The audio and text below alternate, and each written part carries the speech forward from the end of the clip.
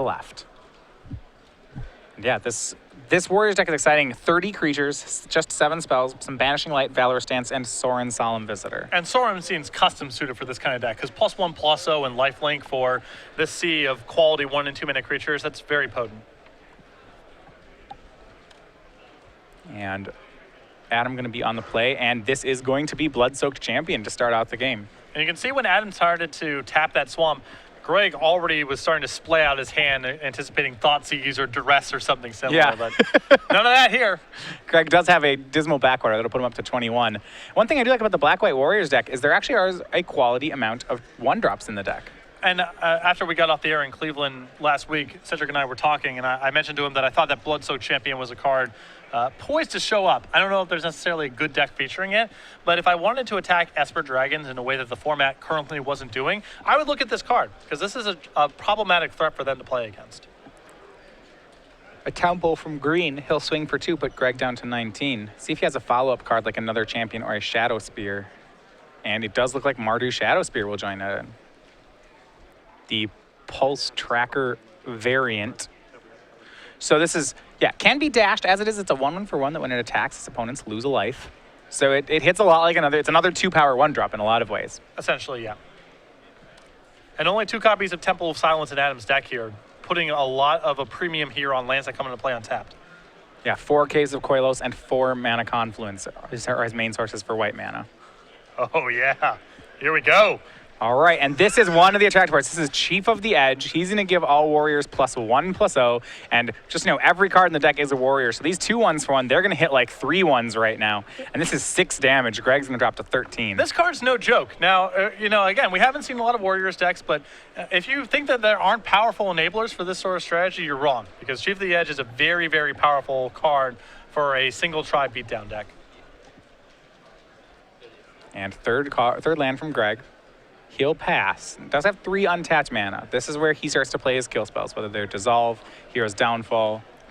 What I like about the Warriors deck's doing is Adam is not giving Greg time to cash in cards like Dissolve. And how good is Blood-Soaked Champion when you get to this stage against Foul Tongue Invocation? Yeah, it just blanks the card. So here's going to be a swing, goes to attacks. That'll drain 1 life point first. Greg goes to 12. And it looks like there will be a kill spell incoming. It's going to be Hero's Downfall on Chief of the Edge. Can't actually let that one happen, so that'll save 5 damage. Greg will just take 3 here, go to 9. Sometimes you see Esper Dragons where they get draws that are just kind of on the slow side. They don't interact until the 3rd turn because they don't have one of their 2 drops or they don't have lands that come into play untapped. And Adam may be able to pick up this game just by casting stuff for the first 3 or 4 turns while he's on the play. Now, Chief of the Scale is going to be the replacement. This one gives the Warriors +0/+1. Not as relevant here when there's not much when there's not creature combat going on. But it is still another creature, which is good enough. Greg down to 9, made Haven of the Spirit Dragon. Now Adam hits the 3rd land. 3 mana, he'll go ahead and Pain. So he has 2 white, it looks like he's gonna go for. And that's gonna be Arashan Foremost. Immediately slides it over to Greg. This is another card that is no joke. No, it has all the making, in a Warriors deck, it has all the makings of Silverblade Paladin, if you remember that card from Avacyn Restored. It's a 2/2 double strike for 3 that basically gives another creature double strike. That creature does have to be a warrior, but that's not an issue in this deck. Yeah, Adam has already fulfilled that deck building requirement. So there's a battlefield. It can give any one of Adam's other creatures double strike. He's going to try to give Chief double strike, and Greg will Bioblade. I'm a little surprised he didn't go for Blood-Soaked Champion there. Yeah, Blood-Soaked Champion seems like the creature that would get double strike too, because it's the same amount of damage, it's the same 2 power either way. And if Greg has to use a removal spell there to survive, you would much rather have it be on your Blood-Soaked Champion, which you can get back down the line, rather than on your Chief of the Edge or Chief of the Scale type of creatures. Yeah. Now, what's nice is that, unlike Silverblade Paladin, Arashan Foremost will just get to give somebody else double strike next turn. Yeah. So Greg, still going to need an answer. He Biobladed away the Chief. He's going to anticipate here for something. And it didn't find a kill spell, so he'll just scoop up the game. And game 1 goes over to Adam Green and Black-White Warriors. Sweet. That was great. Sweet. Really caught Greg off balance. And Greg's hand wasn't bad by any means. He had a Bioblade and a Hero's Downfall. and an Anticipate. It was a little on the slow side, but that's the nature of Esper Dragons. You're going to get those slow hands sometimes. A totally functional hand, not something that Greg should consider mulliganing. I think you would even ask him, if you were playing against a beatdown deck game 1, how do you feel about your hand? Probably say it was fine, but Adam was able to get it done.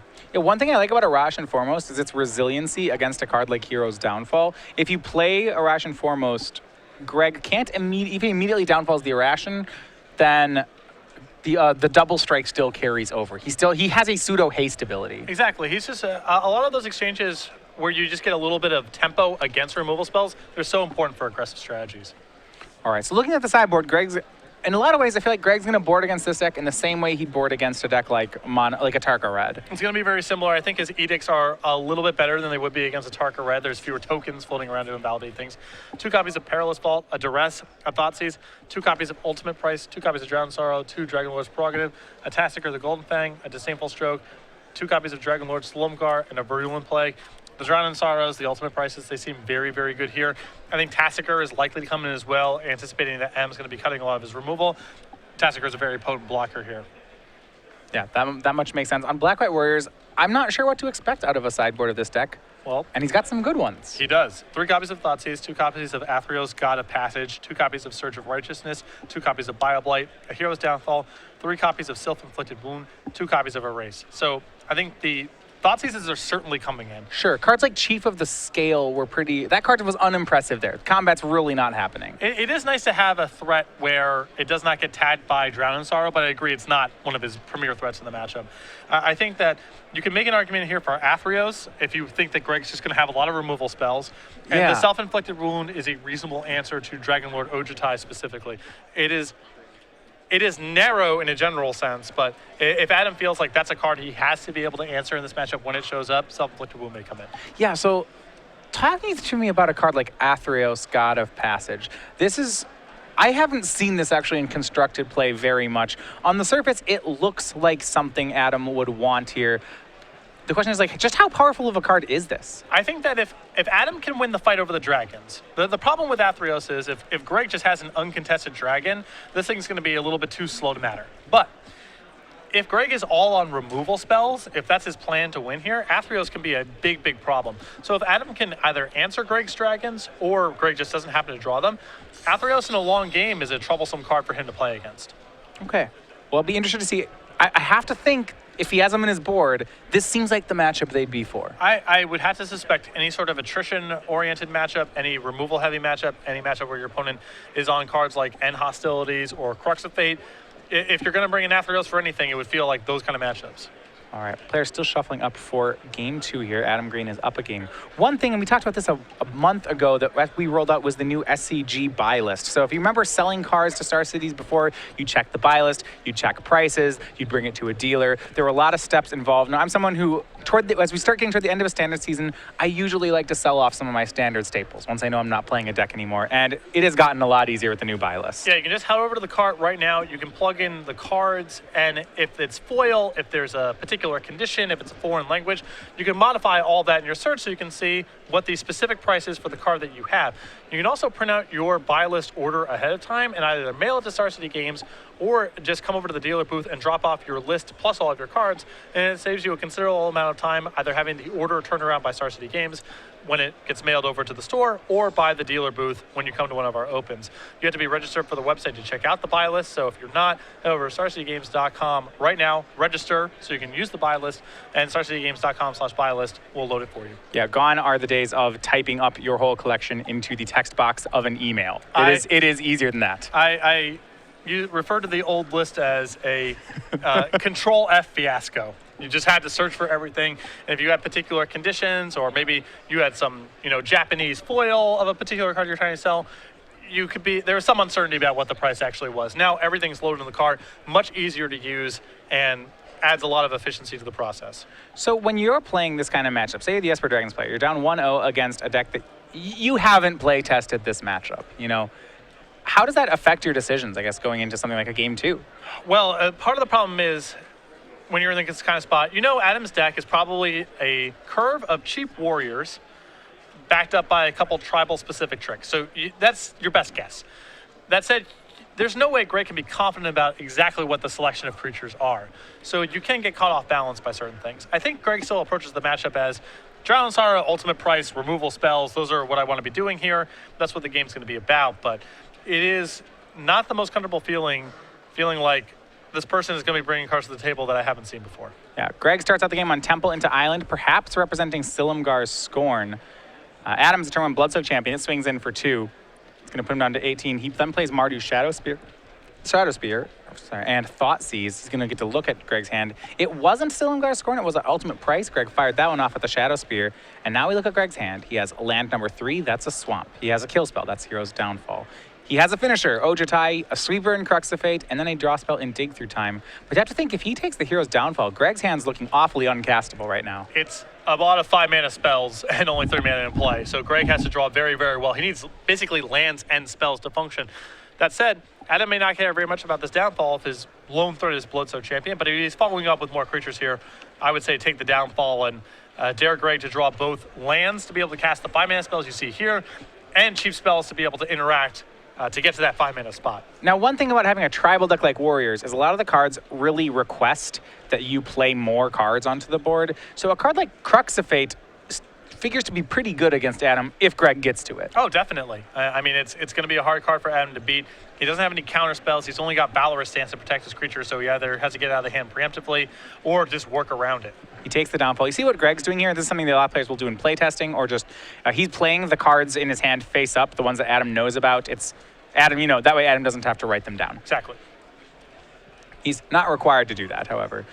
Adam goes for Chief of the Edge, and Greg will show his draw for the turn. That was Silumgar's Scorn, and thanks to the Ojutai in his hand, it's a hard counter. So Bloodsoak Champion will swing in for 2, putting Greg down to 16, but no more threats just yet for Adam. This is good news for Greg, though. He did find something cheap to do.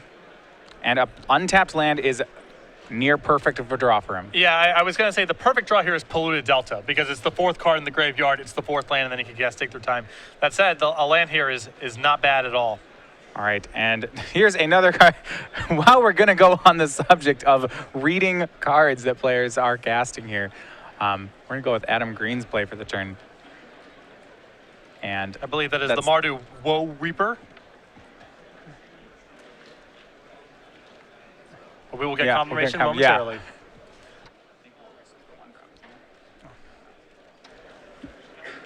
And Greg's going to go ahead and just cast a Drown in Sorrow to clean that one up. Yeah, this is Bloodchin Fanatic. Yeah, Woe Reaper, I believe, is the white 2/1 for 1. This guy is a 3/3 for 3 that he sacrifices another warrior creature, and your target player loses X life, you gain X, where X is the creature's power. It's a pretty good punch with something like Bloodsoak Champion. Ooh. And if you want to just chain these warrior rares in each other, here's a good one. This is going to be Arashan Foremost. It's going to come into play and double strike the 3/3. So now the Woe Reaper, not the Woe Reaper, rather, the Bloodchin Fanatic will swing over for 6. That puts Mitchell down to 8. Did he find the untapped land for the Crux of Fate? Last turn, he hit Drown in Sorrow. That was decent. Bloodsoak Champion still hanging out in the graveyard. Yeah, well, Greg does not want Adam to get to untap here. I mean, both these creatures have double strike. This would kill him. Yeah. Not to mention the raid trigger gets back Bloodsoaked Champion, and then he can start sacrificing it. So his draw for the turn was ultimate price. He's going to have to play that on Russian Foremost just to stay alive. He may wanted. There was some so interesting. He could have waited until Adam went to combat, and then this draw wouldn't kill him. Mm-hmm. But that said, that does allow Adam to sack the Russian Foremost in response. So maybe he doesn't do that. Either way, another Foremost comes down. It's going to swing and put Greg to 2. He needs an untapped land. Yeah, 1 removal spell here doesn't get it done. Drown in Sorrow doesn't, as there's a 3/3 in play. And he can dig, but dig's unlikely to find something to survive this. Yeah, the Bloodchin Fanatic right now just functioning as a 3/3. He's going to go ahead and cast Foul Tongue Invocation. He's going to do it now while Adam doesn't have mana to sack. Yep. Which is really important, otherwise he'd be dead. And so Greg will gain 4 life, go to 6. He's only looking at 4 damage off Russian Foremost, so not dead just yet. He'll sack the Russian Foremost. So Greg goes up to 6. Adam has 5 damage on the table. He can swing, bring back the Bloodsoak Champion. So he's going to play Brutal Horde Chief. When a creature attacks, he drains Greg for 1. Yeah, so this knocks Greg down to 2. Yep, a drain for 1 and an attack for 3. And again, 2 lethal threats in play, so it's putting Craig on draw, untap land number 5 or bust, most likely. Yep, another copy of Foul Tongue Invocation will work too. Yep. And there's the 5th land. It's untapped, and Crux of Fate takes care of Adam's board. But Greg is not out of it by a long shot here. Adam's still with plenty of cards in his hand. Yeah, here's another Brutal Horde Chief. That's a lethal attacker. But Greg has a lot of cards in his graveyard and a Dig Through Time in hand. I'm going to show this is another copy of this 3/3. You see Greg goes for the graveyard. It's going to be Dig Through Time. Yeah, I think that Greg can sense that he's likely to lose the game here if he just casts Dragon Lord Ojutai and hopes to untap. In fact, he's dead on board here because his only white source of mana is a Quetzalcoatl, so he would fall to 1 and then die to the Brutal Horde Chief trigger. So he's forced to do this for a removal spell. And this is where Dig Through Time, I know sometimes in Esper Dragon's deck, it's a powerful card, but not, like, casting 1 doesn't win. You know, and I think that can be confused a lot. You say, oh, I cast Dig Through Time, how can I lose? I'm like, no, well, you get 2 cards. Yeah, That's exactly. It. I mean, Greg has to find a removal spell right now. Yep. And then if he finds a removal spell, he's got a Dragon Lord Ojutai in hand and 2 mysteries. Against Adam, still with 3 cards in hand. That's not a guaranteed winning position for Greg by any stretch. And he has to find a removal spell right now or he's just dead. Just cast Dig Through Time. Well, we're still playing, so maybe Greg's not dead yet. Ojutai in his hand. No window to cast it just yet. Looks like he has a copy of Bile Blight in his hand. Yeah, plays Haven of the Spirit Dragon. And he'll go ahead and Bile Blight now. Draw is a land. Adam's going to play it. He has a copy of Bloodchin Rager and Blood-Soaked Champion, it looks like, in hand. And he'll play them both. I think Greg would drown in hand, though. If that card is drowned, this answers it. Land, is it Drown in Sorrow? That 3 mana looks like it just might be. What a huge comeback. And it is, it's Drown in Sorrow. Takes care of Adam's remaining board. Greg gets to scry 1. Adam now playing off the top of his deck, but he has Greg down to 2. Greg does have the finisher, though. It's Ojutai. The draw was not a land. It's Banishing Light. That's not going to do anything. I'm surprised Banishing Light's still in the deck, actually. It doesn't hit anything. Well, I mean, he can get Dragon Lord Ojutai next turn, potentially. That's Maybe true. too much damage is done, but it's not horrible to have here. See Silumgar scoring the draw from Greg, and thanks to Ojutai in play, that might just be enough. Yeah. I agree with you in principle, though, that I think that Banishing Light should be one of the first cards to go. Even in the scenario where you can get Dragon Lord Ojutai after the fact, I think Adam is served the best by being as threat dense as possible. Draws a land, draws another land. His hand is Swamp, Plains, Banishing Light. Wow, and I'm going to say, I thought Adam had this game. Yep. He'll try for Banishing Light. Greg will have none of that. That'll get scorned. And wow, that untapped land for Crux, that was, Greg was waiting on it. He missed it for a few turns and hit it just in the nick of time. Greg willing to fetch down to 1. Now, by fetching to 1, he is opening himself up to a dashed Mardu Shadow Spear here. Well, if he doesn't have the counter. It's potential that is lethal anyway. Well, yeah, I suppose Going that's true. from 2 It's to the same 1 outs, doesn't change that equation. It does mean that if Greg were to deploy a blocker, then he dies from that sort of thing. But I would assume here, if Greg is willing to crack this polluted delta here to Dig Through Time, that he's already got some answer to that line of play set up, or it's going to kill him anyway. So. Yeah, down to 1. Now has a grip of 4 cards, plays a Temple, he'll scry. That'll be on top. Here comes Ojutai. Look at the top 3. Greg likes the top card. Yeah, let's just take that one. And he'll pass. And we are going to go to game 3. It looks like Thoughtseize, I think, the draw for Adam, but not enough. What a close one. Bloodchin Rager, one of the interesting cards out of Adam's deck. We never got to the situation where he started getting to combo Blood-Soaked Champion and Bloodchin Rager, but a lot of times it seemed like we were really close to it. He was just a mana short on a bunch of spots. There was one turn where he had a black mana left over after he cast a second 3-drop. He never could quite get that sequence set up there. There was one turn where he had Bloodchin Rager and he played Brutal Horde Chief and attacked, where he could have I think he could have attacked and brought back Blood-Soaked Champion and left 2 up. It would have only been 1 more damage. And yeah, and that, so I don't know. There's interesting spots. Adam always seems to be 1 point short of that interaction. Yeah, 1 more mana earlier on, I think he would have been able to have a lot of those same pretty explosive turns backed up by rebuying the Blood-Soaked Champion. And if he gets a couple extra points there, here and there, that would have definitely made the difference in winning and losing, because Adam fell just short as it was. Yeah, but so a card like Bloodchin, rather Fnatic, we have the Fnatic and the Rager in this deck. The Fnatic is the 3/3. We saw that in play, not using its ability, but it actually figures to be pretty decent in this matchup.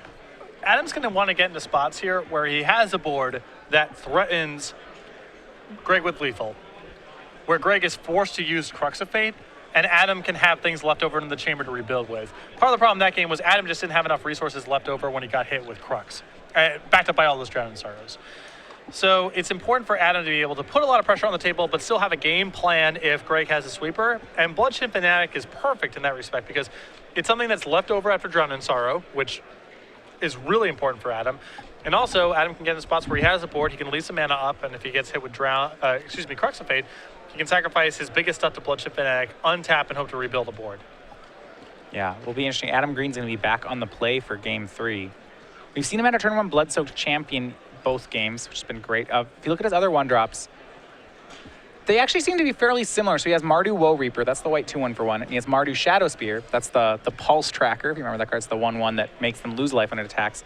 They all are more or less 2/1s for 1, and we've never seen him use the ability to get back Blood-Soaked Champion. So it doesn't seem like it actually matters which 1-drop he's going with. Well, it does complicate things for Greg a little bit, because, you know, early on in the game, if Adam plays a non-Blood-Soaked Champion 1-drop, Greg can be very liberal about using Bile Blight on it, just killing it and trying to keep up that way. Yeah. When it's Blood-Soaked Champion, now there's greater implications for using your cheap removal spells earlier on in the game, because if Adam has just a dense wave of creatures and starts getting the Blood-Soaked Champion back, then it's really problematic to use the creature that way. It also trips up Foul Tongue Invocation in a pretty bad way if Adam just sacrifices the Blood-Soaked Champion, attacks, and gets it right back. So based on the way the games have played out so far, I don't think it's made a big difference. We haven't seen a rated Blood-Soaked Champion, but just the threat of it creates a lot of issues for Greg in the way that he wants to time his removal spells, where the other 1-drops Greg can just kill and move on with life.